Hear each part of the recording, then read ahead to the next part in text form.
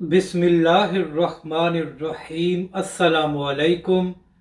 नाजरीन कराम, जब तहरीक लब्बैक के मुखालफीन को कुछ और नहीं मिलता तो वो लोग घटिया हरकतों पर आ जाते हैं और अल्लामा साद हुसैन रिजवी पर झूठे इल्ज़ाम लगाए जाते हैं।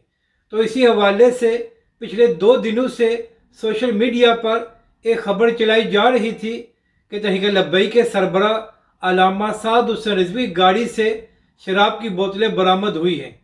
तो इसी हवाले से इकरारुल हसन साहब जो एंकर पर्सन हैं और हमेशा ही तहरीक लब्बैक पाकिस्तान पर तनकीद करते हैं, तो उनकी एक ट्वीट सामने आई है।